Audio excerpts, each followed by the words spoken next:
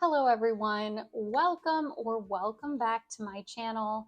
I'm English teacher Claire, a native speaker from the US and English teacher. If you are practicing shadowing to sound more fluent in English, but you aren't really seeing results, you may be doing it wrong.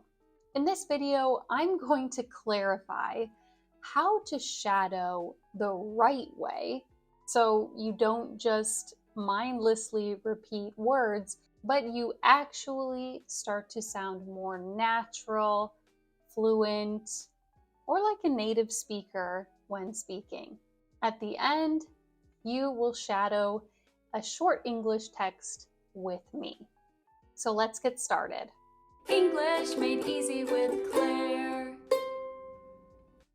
First of all, what is shadowing? If you haven't tried it before, shadowing is when you listen to a native speaker and speak at the same time or slightly after, mimicking their tone, rhythm, and pronunciation of the words. Now, when shadowing is done correctly, it will train your brain, your ears, and your mouth all at once.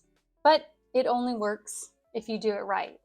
So let's go over my top 5 tips to improve fluency through shadowing.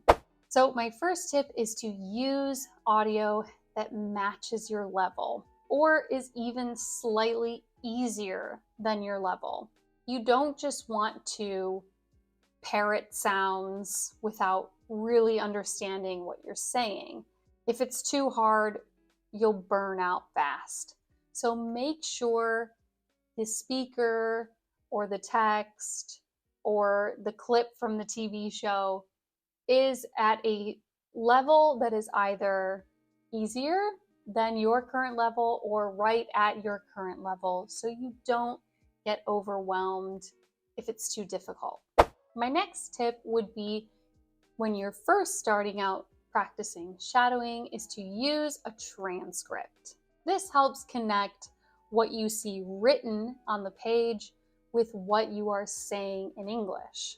And it's okay to read along with the text when you are shadowing at the beginning or for the first time. Over time, you can move away from the text and train your ears. So for today's shadowing practice at the end, I have attached a transcript of it in the description of this video, so be sure to click the link. All you have to do is put in your name and email to sign up and get your free transcript from today's lesson. Okay, my third tip, and this is probably the most important one when it comes to shadowing, is to focus on the intonation. Don't just copy the words, copy the melody of the speaker's speech. So when the intonation goes up, make sure you go up, and when it falls down, you want to follow that trend as well. So we can think of the language kind of having a musical rhythm to it. And so much about sounding natural isn't necessarily about getting rid of any accent you may have. It's about getting the pitch and the stress of both the words and the full sentences correct. So if you focus on the intonation and the stress over anything else, that is going to be your best tool for sounding natural in English. Tip number 4, this one might seem a little bit weird, but it is one of my tips, would be to walk while you shadow. Walking helps you focus and it gets the whole body involved. Try it during your next shadowing session. Practice walking as you shadow the speaker and see how that helps. My final tip, tip number 5, is to record yourself. Now, for some of you, this one might feel a little uncomfortable to record yourself, but trust me, it's really helpful in getting feedback on how you're doing. If you have a recording of yourself saying the text and the original recording of the speaker you shadowed, you can compare how your intonation matches theirs. Now, if you're thinking, it would be really great if I could get a native speaker to give me feedback on my shadowing recording instead of just myself, I offer that in my community to my community members. So the link to join my community is also in the description of this video, and that's where you'll find all of my course material, exclusive video lessons. You can access live calls with me every week and also be a part of a community of English learners. So check that out below. If you've enjoyed this video so far, be sure to click the like button and subscribe to my channel if you haven't already so you can see my future video lessons. And of course, share it with a fellow English learner. Now, if you want to put these tips for shadowing into practice, let's begin with the shadowing practice for today's video. I'm going to read a short story about a Zoom call that has gone wrong. So we will also learn some handy phrases for in the work environment while also practicing our intonation and pronunciation of the language. It was Monday morning and our weekly team meeting had just started on Zoom. It was Monday morning, pause after the comma, and our weekly team meeting had just started on Zoom. Intonation goes down at the end of a sentence. I logged in a minute early, but of course, half the team was still connecting.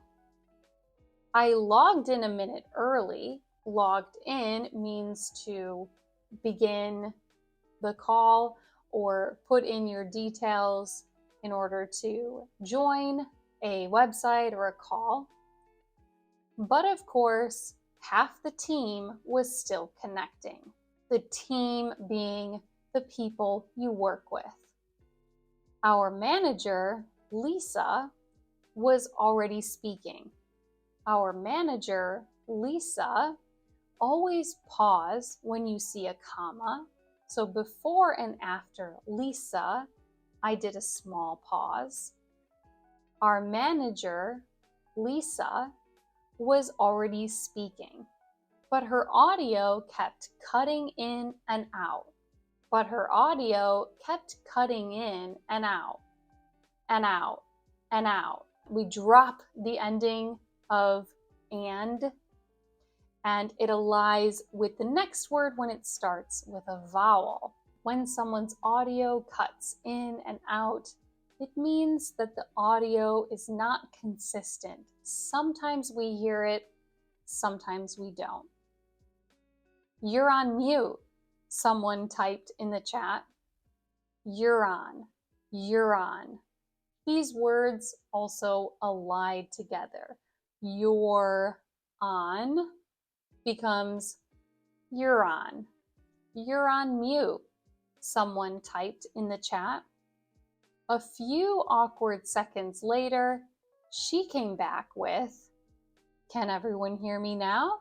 A few awkward seconds later, awkward means something that's uncomfortable because it's not exactly what people usually expect or how you would want a social interaction to go.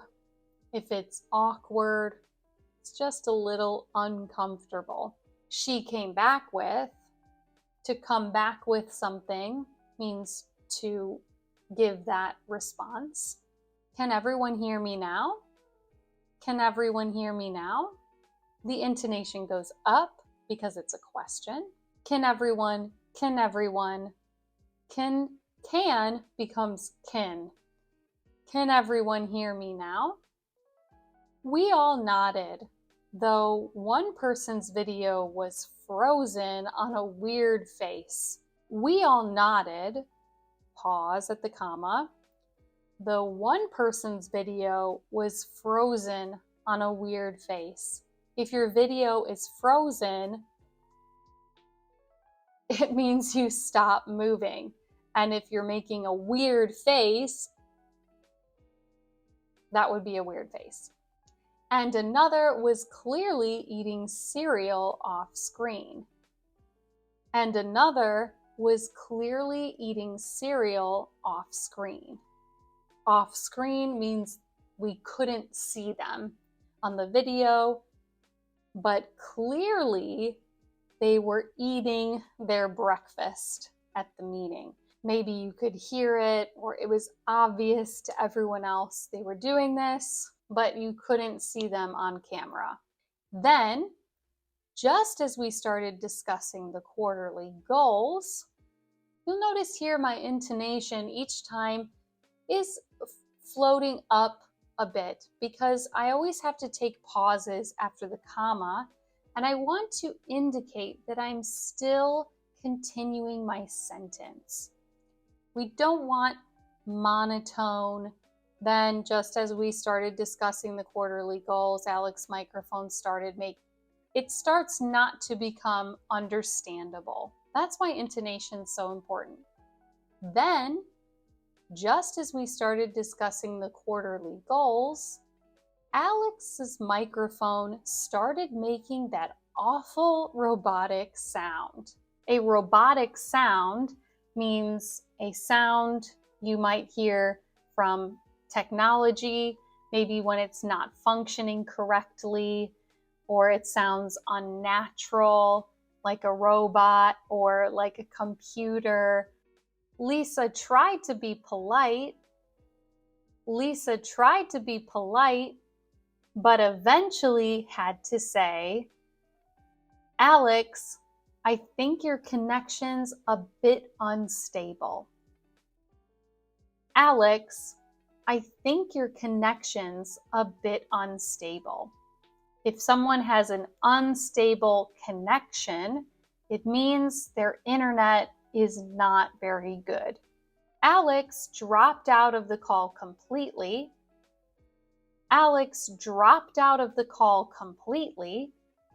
To drop out of a call online means to lose connection to that call, means to leave the call unexpectedly. Then rejoined with a different background and said,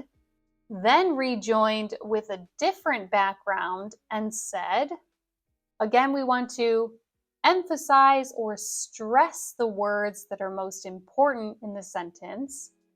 Here we're pointing out his background is different, so we can stress that word. Then rejoined with a different background and said, sorry, my cat stepped on the router. Sorry, my cat stepped on the router. A router is that device where you get Wi-Fi. We all laughed and the tension eased a bit. We all laughed and the tension eased a bit. Tension eased a bit. Eased a bit. Eased a bit. All of those sounds allied together. Eased a bit, a bit. And the T is a stopped T sound. So we often wouldn't speak like eased a bit and emphasize each or pronounce clearly each consonant, but we allied through when there's a vowel between two consonant sounds, and we often drop the T at the ends of words in the American accent. And the tension eased a bit. Tension is referring to that awkwardness we had earlier on in the story. So if there's tension in a conversation, maybe it's because of awkwardness, maybe it's because someone's upset or angry. And if the tension eased, that means the tension went away a little bit. We somehow made it through the whole agenda. We somehow made it through the whole agenda, and as we wrapped up, there's a new idea being introduced, so my intonation goes up. And as we wrapped up, Lisa smiled and said, all right, I'll follow up with the notes. All right, I'll follow up with the notes. To follow up with something means to contact someone again about something that was previously discussed. So to follow up with a conversation or to follow up with notes on a meeting means to visit them again. All right, I'll follow up with the notes, assuming the Wi-Fi gods are on my side today. Assuming the Wi-Fi gods are on my side today. To say the Wi-Fi gods are on my side is a kind of amusing or funny way to say that the Wi-Fi is working for me that day. You could use this for different situations as well. Maybe if your shadowing practice is going really well, you could say the shadowing gods are on my side today. Okay, now we're going to read the whole thing without stopping, and this time you will practice shadowing along with me. So of course that means to say it at the same time as me or just slightly behind me to make sure you are matching my intonation, rhythm, and pronunciation of the words. It was Monday morning, and our weekly team meeting had just started on Zoom. I logged in a minute early, but of course, half the team was still connecting. Our manager, Lisa, was already speaking, but her audio kept cutting in and out. "You're on mute," someone typed in the chat. A few awkward seconds later, she came back with, "Can everyone hear me now?" We all nodded, though one person's video was frozen on a weird face, and another was clearly eating cereal off screen. Then, just as we started discussing the quarterly goals, Alex's microphone started making that awful robotic sound. Lisa tried to be polite, but eventually had to say, "Alex, I think your connection's a bit unstable." Alex dropped out of the call completely, then rejoined with a different background and said, "Sorry, my cat stepped on the router." We all laughed, and the tension eased a bit. We somehow made it through the whole agenda, and as we wrapped up, Lisa smiled and said, "All right, I'll follow up with the notes, assuming the Wi-Fi gods are on my side today." Let me know how today's shadowing practice went for you in the comments below.